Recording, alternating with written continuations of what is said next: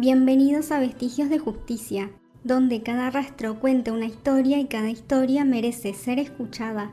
Hoy caminaremos entre las sombras del caso de Reina Iwamoto, una niña de 6 años cuya vida terminó de la forma más cruel, en manos de quien debía protegerla. Fue golpeada hasta morir por su propio tío, un adulto en quien ella había confiado, a quien incluso llegó a llamar papá. Pero la violencia no terminó ahí. Después de quitarle la vida, decidió ocultarla. La colocó dentro de una caja metálica y la cubrió con cemento. Allí permaneció durante casi 20 años. 20 años en los que nadie supo dónde estaba. 20 años en los que su historia quedó en silencio, como si nunca hubiera existido. Hasta que un día esa caja fue abierta y con ella salió a la luz todo aquello que había sido enterrado. El 1 de marzo de 2025, la policía de la prefectura de Osaka arrestó a Noriyuki Imori, de 42 años, bajo sospecha de abandono de cadáver. Pero lo que llevó a ese arresto no comenzó con una denuncia, sino con un hallazgo silencioso, casi doméstico. En febrero, el padre de Imori, un hombre que padecía demencia, fue trasladado desde su apartamento a una residencia de ancianos. Al vaciar la vivienda, la mayoría de los muebles y pertenencias pudieron retirarse sin dificultad, excepto una caja metálica guardada dentro de un armario. Era demasiado pesada para moverla. Cuando intentaron desplazarla, descubrieron algo inquietante. Estaba completamente llena de cemento. No había grietas, no había irregularidades, la superficie era lisa, perfectamente sellada, como si alguien hubiera querido borrar cualquier rastro de lo que había en su interior. Ese detalle despertó una sospecha difícil de ignorar. La empresa administradora del edificio decidió dar aviso a la policía. Uno de los representantes dijo lo siguiente: en cuanto la vi, tuve un presentimiento. Pensé que tal vez podría haber un niño desaparecido dentro. La caja pesaba cerca de 200 kilogramos. Cuando la policía intervino, fueron ellos quienes se encargaron de abrir el contenedor y al hacerlo confirmaron aquello que en el fondo ya se temía. En su interior se encontraban restos humanos. A partir de ese momento, la investigación comenzó a tomar forma. Imori fue arrestado nuevamente, esta vez bajo sospecha de homicidio por lesiones. Y su pareja Shibaka Akari, de 37 años, también fue detenida bajo sospecha de abandono de cadáver. La autopsia reveló una verdad aún más dolorosa. La víctima, una niña llamada Reina, había muerto a causa de un shock traumático. Su cuerpo presentaba signos de violencia severa, hemorragias subcutáneas que se extendían desde el costado hasta la espalda y sangrado interno en los órganos del lado izquierdo del abdomen. No fue una muerte inmediata, fue el resultado de un daño prolongado, de una violencia que se ejerció sobre alguien que no tenía forma de defenderse. Y durante todo ese tiempo su historia permaneció encerrada en silencio, oculta dentro de una caja sellada con cemento. Durante su infancia, Imori creció en un hogar que desde fuera podía parecer común, pero que puertas adentro estaba atravesado por la violencia. Vivía junto a sus padres y su abuela paterna. Sin embargo, los recuerdos que marcaron esos años no fueron de protección, sino de miedo. En el tribunal, el propio Imori describió esa realidad con palabras que revelaban la crudeza de lo que ocurría en su casa. Cuando mi padre estaba de mal humor, golpeaba a mi madre y a mi abuela. Mi madre recibía golpes en el rostro y en el cuerpo, una violencia tan constante que llegó a un punto en el que ni siquiera podía salir de casa. Pero esa violencia no se detenía en los adultos, ya que él también fue víctima. Agrega: recuerdo una vez en pleno invierno, mi madre y yo fuimos obligados a salir al balcón completamente desnudos y nos arrojaron agua encima. No era un episodio aislado, era un entorno donde el castigo, el miedo y la humillación formaban parte de lo cotidiano. Una infancia que, lejos de ofrecer refugio, se convirtió en el primer escenario del dolor. En 1992, cuando Imori cursaba cuarto grado de primaria, sus padres se divorciaron. A partir de ese momento quedó bajo el cuidado de su padre y pasó a vivir con su abuela y sus dos hermanastras, formando una familia de 5. Sus hermanas eran mayores que él, una 12 años y la otra 6 años. Ambas, según relataría más tarde, se encargaron de cuidarlo con dedicación, intentando quizás ofrecerle algo de estabilidad dentro de una vida que ya venía marcada por la inestabilidad. Sin embargo, su vínculo con la escuela fue débil. Apenas asistió a la secundaria y aunque llegó a graduarse, lo hizo más como una formalidad que como un verdadero cierre de etapa. Después de eso comenzó a trabajar junto a su padre en labores de chapa metálica y también colaboró con el cuidado de personas mayores en su comunidad. Pero nada de eso logró sostenerse en el tiempo. Dijo: trabajé como pintor y como calafateador.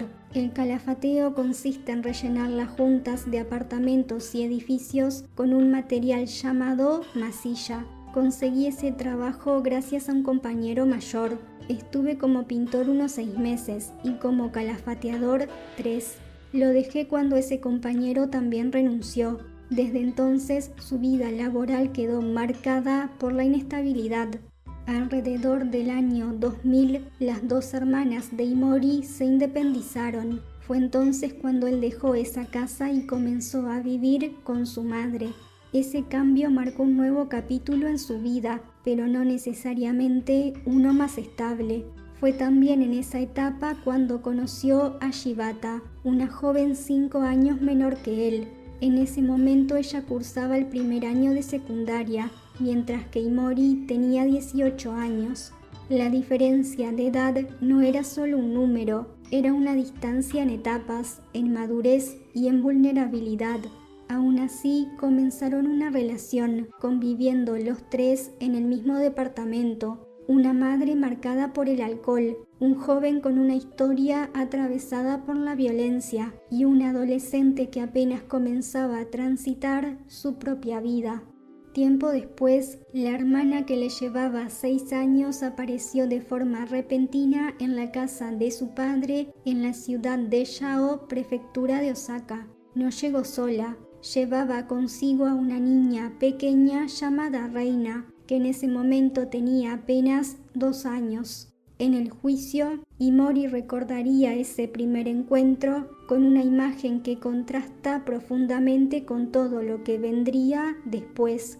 Reina era tímida y reservada, se escondía detrás de su madre. Me pareció adorable. Durante el día era la abuela quien se encargaba de cuidarla. Pero esa aparente rutina duró poco. Con el paso del tiempo, la madre de Reina dejó de volver a casa. La niña quedó al cuidado de su abuela, mientras su madre, en busca de trabajo, ingresaba en la industria del sexo y se marchaba definitivamente. Imori lo relató así. Por lo visto, ella le dijo al padre: quiero que cuides de Reina, pero él no aceptó, la abandonó. Y así, casi sin palabras, casi sin decisión propia, la vida de esa niña comenzó a quedar en manos de otros. Con el paso del tiempo, Reina comenzó a acercarse cada vez más a Imori. Ese vínculo, que al principio era distante, fue transformándose en algo más íntimo, más significativo para ella.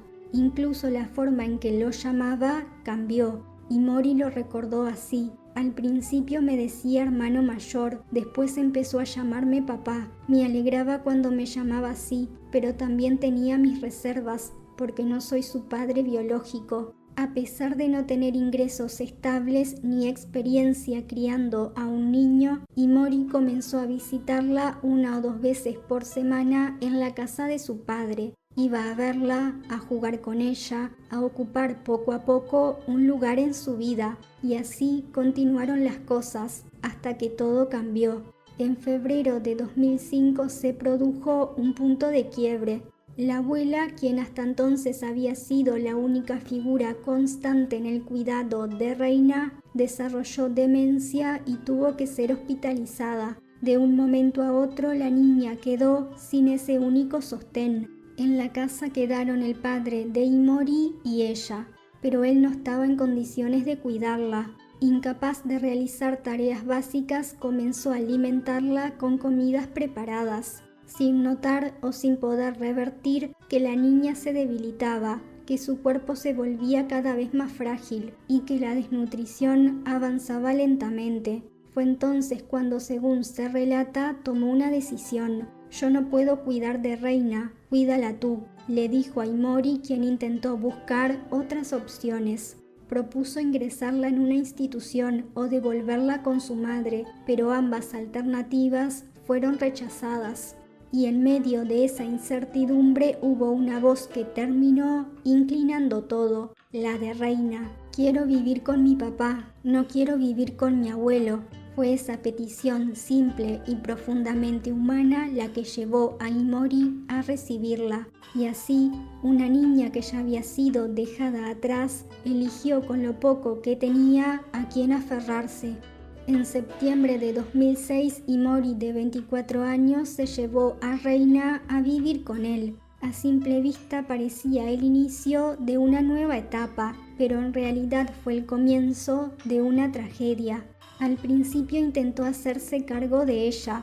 Dentro de sus limitaciones, procuró cumplir ese rol que la niña había depositado en él. Pero con el paso del tiempo comenzaron a aparecer dudas, frustraciones, una sensación creciente de no saber cómo sostener esa responsabilidad. En el juicio lo expresó de esta manera: volcaba la comida en los platos y la derramaba, o volcaba las bebidas en los vasos y también las tiraba. Reina tenía 6 años en ese momento, iba a empezar el primer grado después de Año Nuevo y no estábamos preparados en absoluto para enviarla a la escuela. Pero esas dificultades cotidianas no eran lo único que pesaba en él. También debía ocuparse de su abuela hospitalizada y de su madre marcada por el alcoholismo. A eso se sumaba otra barrera silenciosa, sus propias dificultades para leer y escribir kanji, que le impedían acceder con facilidad a ayudas estatales o recursos de apoyo. Todo comenzaba a acumularse y lentamente su estado mental empezó a deteriorarse. Después de celebrar el cumpleaños de Reina junto a Shibata, el 26 de octubre de 2006, algo en él comenzó a quebrarse. Cada vez se vuelve más difícil, no escucha, miente, derrama comida, por más que le advierto, no me hace caso, manifestó. Esa frustración que al principio eran palabras terminó convirtiéndose en violencia. Una violencia que no surgió de la nada, sino que parecía repetir un patrón aprendido. Empecé a bofetearla con ambas manos. Al principio tenía cuidado, pero hacia el final ya no podía controlarme.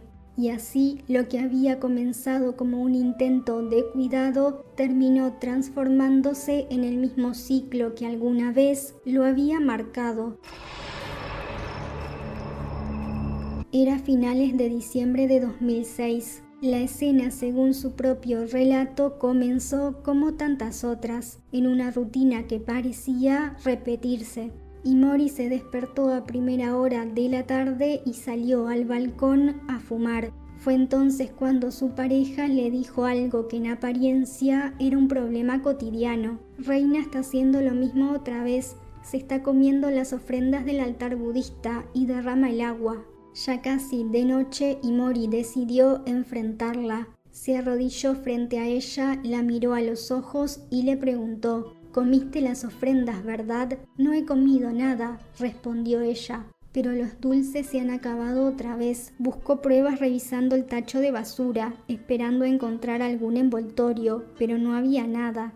Volvió a preguntarle, y entonces, como si ya no pudiera sostener la negación, Reina sacó un pequeño envoltorio de su bolsillo y dijo en voz baja: «Lo siento». Fue en ese instante cuando algo cambió. La golpeó varias veces, luego la pateó, y la empujó con fuerza. La arrastró hasta la habitación donde estaba el altar, como si ese fuera el escenario donde debía responder por lo ocurrido. ¿Por qué sigues haciendo lo mismo una y otra vez? Me estás mintiendo, manifestó. Pero Reina solo repetía lo único que parecía poder decir: lo siento. Y la violencia continuó. En algún momento Shibata intentó detenerlo, pero él no se detuvo. La golpeó mientras retrocedía, la pateó en el costado y cuando cayó al suelo continuó una y otra vez. Él lo describió así: le di una patada en el pecho con la planta del pie presionándola. Reina gritó y luego murió. Después intentó justificarse. El estrés por preparar su entrada a la escuela, sumado a las preocupaciones por mi abuela y mi madre, se acumularon y exploté. Pero ninguna acumulación, ningún desgaste, ninguna explicación alcanza para sostener el peso de lo que ocurrió en ese momento, porque frente a él no había un problema que resolver, había una niña pidiendo perdón. Al día siguiente, Imori decidió contárselo a su padre. Le dijo lo que había ocurrido y también que pensaba entregarse a la policía. Su respuesta fue: no te entregues. Y luego otra palabra, más fría, más definitiva: procesarlo. Fue su padre quien sugirió cubrirla con cemento. Sin embargo, no pudieron hacerlo de inmediato. Primero trasladaron el cuerpo desde la casa de la madre hasta la del padre, y recién unos 3 días después de la muerte comenzaron a ocultarlo. Antes de hacerlo, retiraron su ropa. El padre sugirió cortarle el cabello y Shibata le aplicó maquillaje al cuerpo. Luego comenzaron con el proceso. Dijo: vertimos hormigón en el contenedor para crear una base. Lo dejamos secar y después colocamos a Reina dentro. Luego se detuvieron un momento, cuando el vientre aún quedaba visible. Fueron hasta el altar budista, tomaron una toalla, unas flores y las colocaron sobre su cuerpo, como si ese gesto pudiera suavizar lo irreversible. Después continuaron, vertieron más cemento hasta cubrir casi todo. Dijo: cuando me acerqué a su rostro, junté las manos, las metí en el cubo de cemento y con ellas fui vertiéndolo sobre su cara. Pensé que sería cruel echarlo directamente del cubo. Cuando terminaron, Imori dijo que juntó las manos y pidió perdón. Días después, su hermana pidió ver a la niña, pero se lo negaron. Según explicó un reportero de asuntos sociales, ella llegó a enterarse del deceso de su hija de la forma más distante y devastadora posible, a través de las noticias. El juicio llegó a su fin el 6 de marzo. La fiscalía solicitó una pena de 12 años de prisión, mientras que la defensa sostuvo que una condena de 4 años o incluso menor sería más apropiada, pero la decisión final llegaría días después. El viernes 13 de marzo de 2026, Imori, de 42 años, fue condenado a 8 años de prisión. El tribunal lo declaró culpable de homicidio por lesiones y abandono de cadáver, por haber golpeado hasta la muerte a su sobrina y por haber ocultado su cuerpo durante más de 18 años. El fallo se dictó en el Tribunal del Distrito de Osaka. Según informó el medio Asahi Shimbun, los fiscales describieron lo ocurrido como un ataque feroz motivado por la ira, y añadieron una frase que expone la dimensión de lo sucedido más allá del deceso. La dignidad de Reina fue violada incluso después de su fallecimiento. Por su parte, el equipo de defensa presentó una versión distinta. Argumentaron que todo ocurrió mientras Imori intentaba, al límite de sus capacidades, hacerse cargo de una responsabilidad que, en sus palabras, no estaba obligado a asumir. En paralelo, Shibata, su pareja, fue arrestada bajo sospecha de abandono de cadáver. Se sabe que participó en el ocultamiento y que estuvo presente en momentos claves posteriores al crimen, pero hasta el momento no hay información clara en fuentes públicas sobre su condena. Y así, tras casi 2 décadas de silencio, la historia de Reina encontró al menos en parte una respuesta judicial. Ella creció rodeada de adultos, pero no de cuidado. Fue una niña que pasó de unas manos a otras, no por elección propia, sino porque nadie quiso quedarse realmente con ella. Su madre se fue, su padre no la aceptó, y quienes la recibieron después no lo hicieron desde el amor, sino desde la circunstancia, porque el amor verdadero no abandona, no duda y sobre todo no lastima. A veces se intenta explicar lo inexplicable diciendo que sí la quería, que hizo lo que pudo, que estaba sobrepasado, pero hay una verdad más incómoda, más difícil de aceptar. Quien es capaz de destruir a un niño nunca supo quererlo. Reina lo llamó papá, le dio un lugar que él nunca se ganó, no la protegió, no la cuidó, no se detuvo. Y es ahí donde queda en evidencia algo esencial. Eso no es amor, porque querer no es algo que desaparece cuando llega el cansancio o la frustración. Querer es sostener, incluso en los momentos más difíciles, y sobre todo es elegir no dañar, incluso cuando todo parece desbordarse. Reina no fue amada como debía, y esa es quizás la parte más devastadora de su historia. No solo lo que le hicieron, sino lo que nunca recibió.